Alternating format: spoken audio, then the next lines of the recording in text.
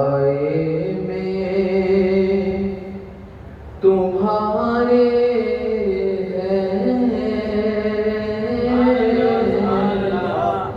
سائے میں تمہارے قسمت یہ ہماری ہے، سائے میں تمہارے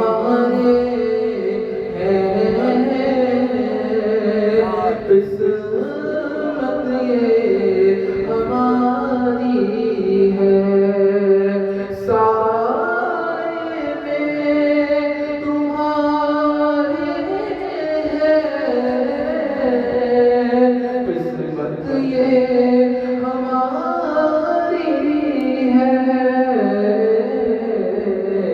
قربان دل و جان سے کیا شان تمہاری ہے، قربان دل و جان سے کیا شان تمہاری ہے، اور کیا پیش کروں تم کو، کیا چیز ہماری ہے، کیا پیش کروں تم کو، کیا چیز ہماری ہے، یہ دل بھی تمہارا ہے، یہ جان تمہاری ہے، یہ دل بھی تمہارا ہے، یہ جان تمہاری ہے، اور ہم چھوڑ کے اس در کو جائیں تو کہاں جائیں، ہم چھوڑ کے اس در کو جائیں تو کہاں جائیں، ایک عمر تمہارے ٹکڑوں پہ گزاری ہے، ایک عمر تمہارے ٹکڑوں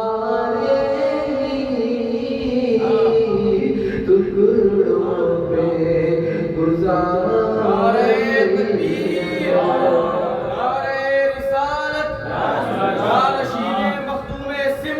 گزاری ہے، الحمدللہ الحمدللہ رب العالمین، والصلاة والسلام على أشرف الخالقين وعلى آله وأصحابه المنتسبين والمتمثلين بأمره، أما بعد فأعوذ بالله من الشيطان الرجيم، بسم الله الرحمن الرحيم، وما خلقت الجن والإنس إلا ليعبدون، صدق الله مولانا العظيم وصدق رسوله النبي الأمين الكريم، ونحن على ذلك لمن الشاهدين والشاكرين، والحمد لله رب العالمين۔ خطبہ مسمونہ کے بعد جس آیت کریمہ کی تلاوت کرنے کا شرف حاصل کیا، اس سے پہلے بہتر و مناسب سمجھتا ہوں کہ آقا نامدار مدنی تاجدار، ہم غریبوں کے غمگسار، سیاح لامکان، نازش ہر دو جہاں، جناب احمد مصطفیٰ محمد مصطفیٰ صلی اللہ تعالیٰ علیہ وسلم کی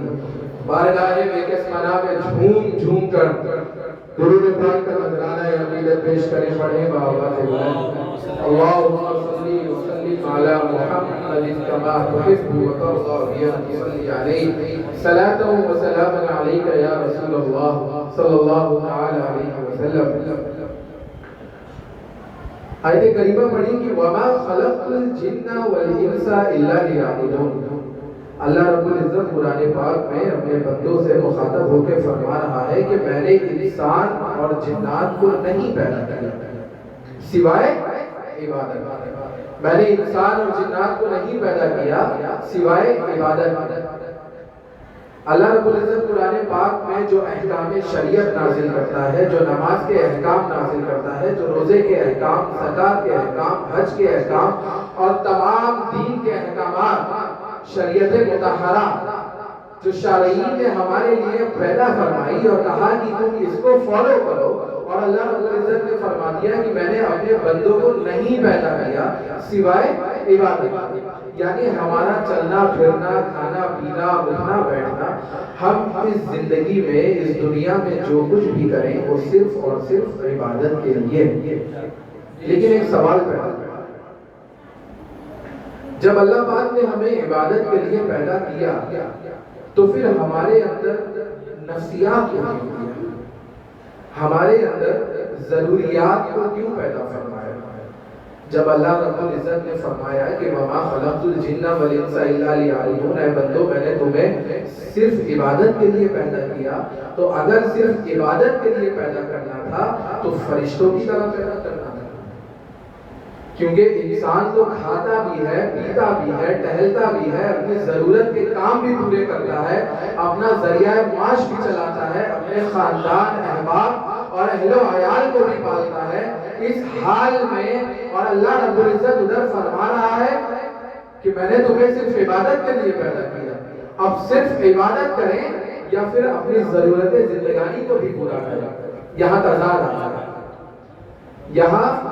ہماری سوچ میں ایک تضاد پیدا ہو رہا ہے۔ اللہ رب العزت ادھر فرما رہا ہے کہ میں نے تمہیں صرف عبادت کے لیے پیدا کیا، ادھر ہماری ضروریات ہیں، ہمارا کھانا پینا، ہمارا بزنس، ہمارا کاروبار، ہماری جاب، سب کچھ۔ آخر ہماری نفسیات کو ہم کنٹرول کیسے کریں؟ تو اللہ رب العزت قرآن پاک میں فرماتا ہے کہ اے بندو تم نے یہ دیکھ لیا کہ میں نے تمہارے اندر نفسیات کو پیدا کیا، تمہارے اندر ہم نے خواہشات کو پیدا کیا، تمہارے اندر احساسات، ضروریات، تمہارے ذریعہ معاش کو پیدا کیا، اور تم نے اعتراض کر دیا کہ اللہ رب العزت تو نے صرف عبادت کے لیے پیدا کیا تھا، تو اب میں کیا کروں؟ تو تو نے دوسری جگہ نہیں دیکھا لقد کان رسول منکم اسوۃ حسنہ کہ میں نے تمہارے درمیان ایک ایسے رسول کو بھیجا کہ جس رسول کا چلنا بھی عبادت، اس رسول کا کھانا بھی عبادت، اس کا پینا بھی عبادت، اس کا سونا بھی عبادت۔ تم اس کے کھانے کی طرح کھاؤ گے وہ عبادت ہوگا، اس کے پینے کی طرح پیو گے وہ عبادت ہوگا، اس کی رشتہ زواجیت کی طرح اپنی رشتہ زواجیت کو نبھاؤ گے تو وہ عبادت ہوگا۔ جس طرح نبی سوتے ہیں ویسے سوئیں گے تو عبادت، جس طرح نبی چلتے ہیں ویسے چلیں گے تو عبادت۔ گویا الحمد سے لے کے والناس تک جو نبی کے رسول اللہ صلی اللہ تعالی علیہ وسلم کے اللہ رب العزت نے ترائی کو پیدا کیا، یعنی جب ان کے چہرے کا ذکر آیا تو فَالضُّحَىٰ وَاللَّيْلِ إِذَا سَجَىٰ کہہ دیا، جب ان کی زلفوں کا ذکر آیا تو وَاللَّيْلِ إِذَا سَجَىٰ کہہ دیا، جب ان کے چمکتے دھمکتے چہرے کا ذکر آیا تو وَالشَّمْسِ وَضُحَاهَا کہہ دیا، جب ان کے اہل بیت اطہار کا ذکر آیا تو وَيُطَهِّرْ لَكُمْ تَطْهِيرًا کہہ دیا، جب ان کے علم غیب کا ذکر آیا تو عالم الغیب فلا یظہر علی غیب الا من ارتضی کہہ دیا۔ گویا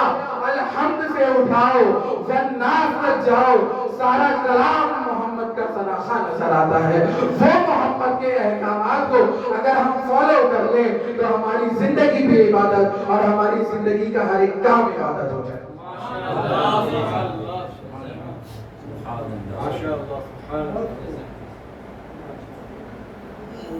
بہت چھوٹی اور بہت مختصر سی زندگی ہوتی ہے، اسی زندگی میں ہمیں رشتہ ازواجیت بھی کرنا ہوتا ہے، اپنا بچپن بھی گزارنا ہوتا ہے، اپنے گھر اہل عیال کو بھی دیکھنا ہوتا ہے، اور اللہ کی عبادت بھی کرنی ہوتی ہے۔ نیک دلی سے، ایمان سے، حقائق سے ہم کو یہ سب کرنا ہوتا ہے۔ ایک مختصر سی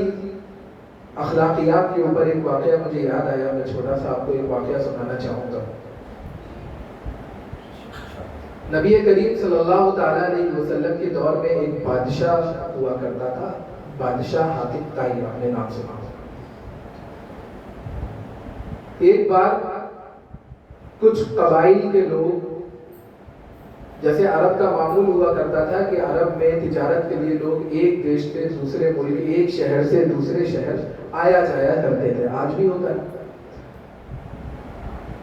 تو حاتم طائی کی ایک بیٹی تھی جو وہاں کی شہزادی تھی، حاتم طائی کی بیٹی تھی تو وہ شہزادی تھی۔ تو اس شہزادی کو کوئی جنگ ہوئی، اس جنگ میں اس شہزادی کو بندی بنا لیا گیا، قیدی بنا لیا گیا، اور اسلام کی وہاں فتح ہوئی۔ تو جب اس کو قیدی بنا لیا گیا تو قیدی بنانے کے بعد جب اس کو رسول اللہ صلی اللہ تعالیٰ علیہ وسلم کی بارگاہ میں پیش کیا گیا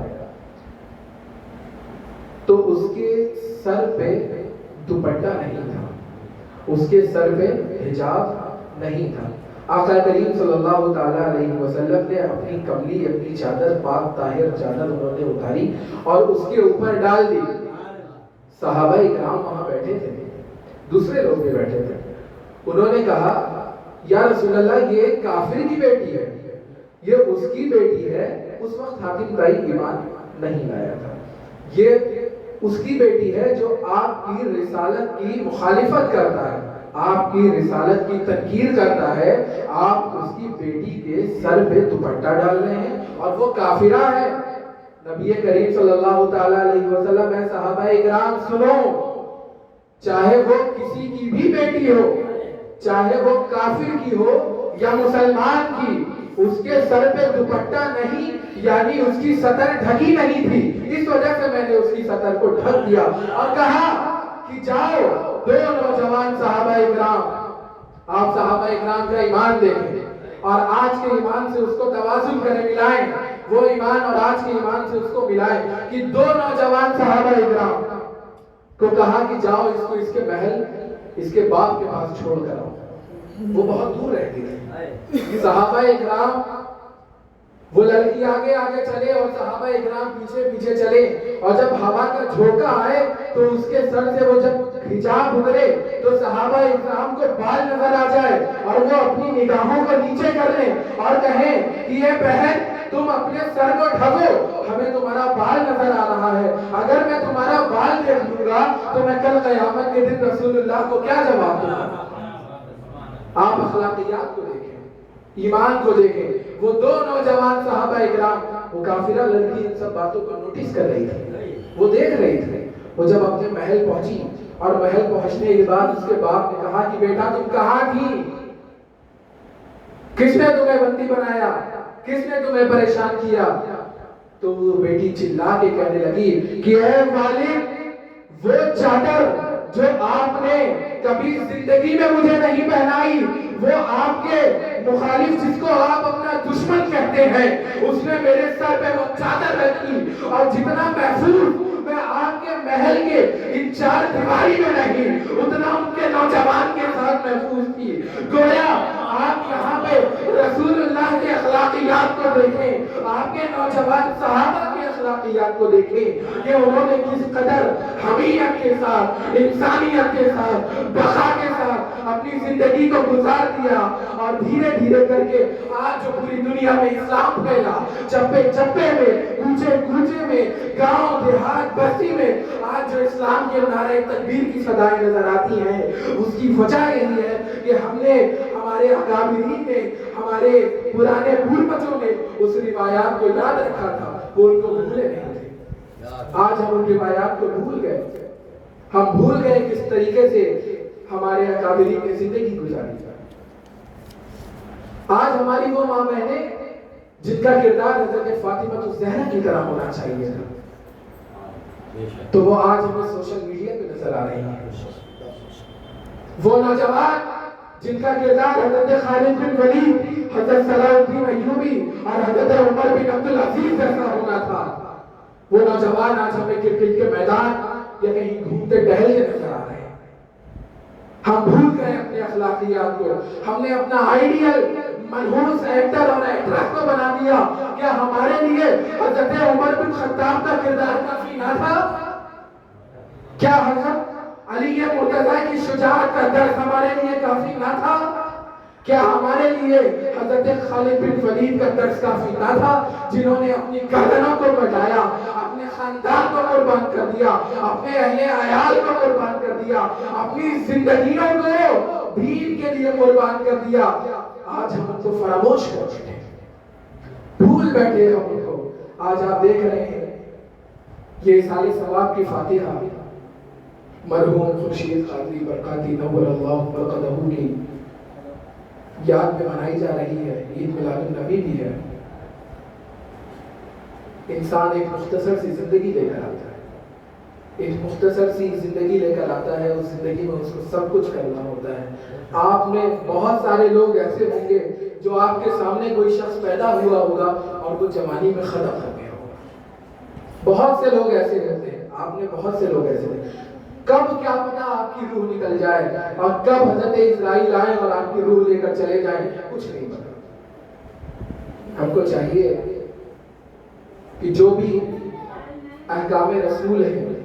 نبی کریم صلی اللہ تعالیٰ علیہ وسلم کے فرمان ہیں، صحابہ اکرام کی روایات ہیں، اولیاء اللہ کی تعلیمات ہیں، ان تعلیمات کو ہم فراموش نہ کریں، انسانیت کے تقدس کو اور بشری تقاضے کو پامال نہ کریں، بزرگان دین کی حیثیت اور نام کو بچائیں، اور ان کا نام اگر لیتے ہیں تو ان کی سنت پر اور ان کے فرمان پر اور ان کے احکام پر عمل کرنے کی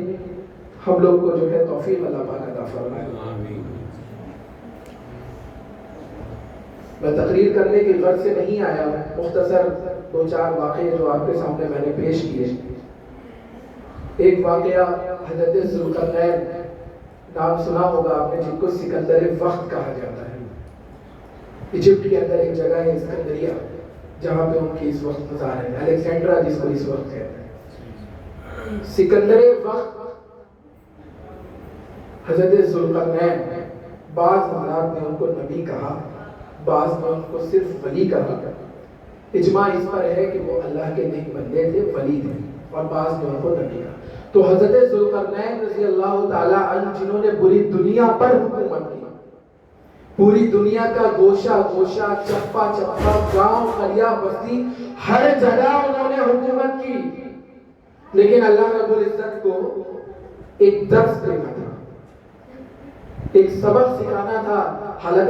ذوالقرنین اللہ کی عبادت کیا کرتے، اپنی رعایا کو چلاتے، دین کی پاسداری کرتے اور اسلام کو فالو کرتے ہوئے اپنی حکومت کر رہے تھے۔ لیکن ایک وقت ایسا آیا کہ اللہ رب العزت کا حکم ہوا اور کہا کہ ذوالقرنین ایسی جگہ جاؤ، فلاں ایک بستی ہے، اس بستی میں ابھی تمہاری حکومت نہیں پہنچی، وہاں کے ابھی تم بادشاہ نہیں ہو، پوری دنیا کے تم بے شک بادشاہ ہو، لیکن وہاں کے لوگ ابھی تمہیں اپنا بادشاہ نہیں مانتے، جاؤ وہاں اور وہاں جا کر اپنی بادشاہیت کا اعلان کرو اور دکھاؤ کہ میں ہاں بادشاہ ہوں۔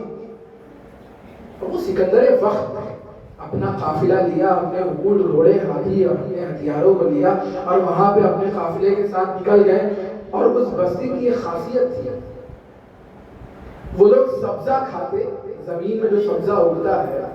اس سبزے کو کھایا کرتے تھے اور قبر میں سو جایا کرتے تھے، اور پھر صبح اٹھتے تھے، سبزہ کھاتے تھے، اللہ کی عبادت کرتے تھے، دن بھر سبزہ زمین سے اٹھتا تھا، جو بھی گھاس پھوس پتا کھایا، اللہ کی عبادت میں مشغول ہو گئے، رات بھی قبر میں سو گئے۔ یہ ان کا دن کا روٹین تھا، معمول تھا۔ جب حضرت ذوالقرنین رضی اللہ تعالیٰ عنہ وہاں پہنچے اور وہاں پہنچنے کے بعد انہوں نے کہا کہ یہ جو بستی ہے، اس بستی کا شیخ، اس بستی کا سردار کون ہے، اس کو بلاؤ اور اس کو بتاؤ کہ وقت کا سکندر ذوالقرنین تم سے ملنے کے لیے آیا۔ اگر کوئی یہ اتنا سن لے کہ سکندر ذوالقرنین مجھ سے ملنے کے لیے آیا ہے تو وہ اپنا ہر کام چھوڑ کے ذوالقرنین کے پیروں میں آ کے بیٹھ جائے گا کہ یہ دنیا کا بادشاہ ہے۔ اگر یہ مجھے تھوڑا سا منتری پد یا تھوڑا سا نیتا کا پد بھی دے دے تو میں بادشاہ بن جاؤں گا، کسی ایک خطے کا حکمران بن جاؤں گا، لیکن وہ ایک چھوٹے سے قصبے،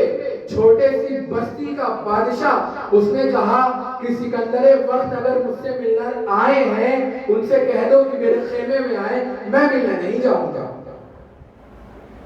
حضرت ذوالقرنین کو جلال آ گیا، کہا کہ میں سکندر وقت ہوں، پوری دنیا میں میری حکومت ہے، دنیا بھر کے بادشاہ میری اتباع کرتے ہیں، جو میں کہہ دوں وہ ہوتا ہے، جو میں احکام جاری کر دوں وہ احکام لاگو ہوتا ہے۔ یہ کیسا بادشاہ ہے، سردار ہے، جو ایک چھوٹے سے گاؤں کا ہے اور کہہ رہا ہے کہ میں سرکار ذوالقرنین سے نہیں ملوں گا۔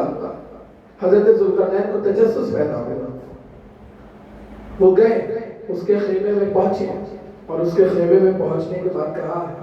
تم مجھے نہیں جانتے؟ تو اس نے ایک ڈھانچہ، کھوپڑی کا جو ڈھانچہ ہوتا ہے جس کو اسکیلیٹن کہتے ہیں، اس کو اس نے اس کے سامنے رکھا اور کہا کہ یہ جو آپ ڈھانچہ دیکھ رہے ہیں یہ ڈھانچہ ایک اپنے وقت کے بادشاہ تھے ان کے سر کا ڈھانچہ ہے۔ حضرت ذوالقرنین بات کو نہیں سمجھ رہے،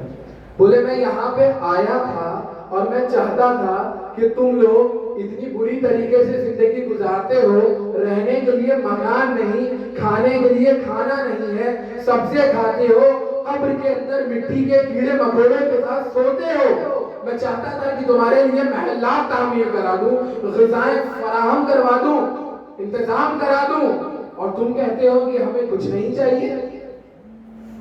حضرت ذوالقرنین نے یہ کہا تو اس بادشاہ نے کہا کہ یہ جو آپ دیکھ رہے ہیں یہ جو اسکل ہے، اسکیلیٹن ہے، یہ ایک بادشاہ کا تھا، اور آج میں اگر اس کو سڑک پہ رکھ دوں تو کوئی بھی آتا جاتا ہے اس پہ لات مارتا ہے، کبھی یہ ادھر جاتا ہے کبھی یہ ادھر جاتا ہے، اور یہ اپنے وقت کا بادشاہ تھا۔ جس طریقے سے آپ پوری دنیا پہ بادشاہ کرتے ہو اسی طریقے سے یہ شخص اپنی دنیا پہ، پوری دنیا پہ بادشاہت کرتا تھا۔ جب اس کی آج 100 سال بعد، 200 سال بعد کوئی ویلیو نہیں تو یاد رکھنا سکندر، 200 سال کے بعد تمہاری بھی کوئی ویلیو نہیں ہوگی، تمہیں بھی کوئی نہیں پوچھے گا۔ حضرت ذوالقرنین رضی اللہ تعالیٰ عنہ وہاں سے سبق حاصل کر لیا، کیونکہ اللہ رب العزت نے ان کو سبق حاصل کرنے کے لیے بھیجا تھا، اور انہوں نے کہا کہ ہاں بے شک تم صحیح فرماتے ہو، زندگی کا اصل مقصد صرف کھانا پینا گھومنا خالی اپنے عیاشیاں اپنے شوق پورا کرنا نہیں، بلکہ وما خلقت الجن والانس الا لیعبدون کو فالو کرنا ہے، اللہ رب العزت کے احکامات کو فالو کرنا ہے۔ وہاں سے ذوالقرنین سکندر وقت کو یہ بات سمجھ میں آ گئی اور وہ اپنی بستی اپنے قلعے کی طرف واپس لوٹ گئے۔ ماشاءاللہ، سبحان اللہ۔ یہ محفل بہت اچھی طریقے سے بہت وقت سے چل رہی تھی،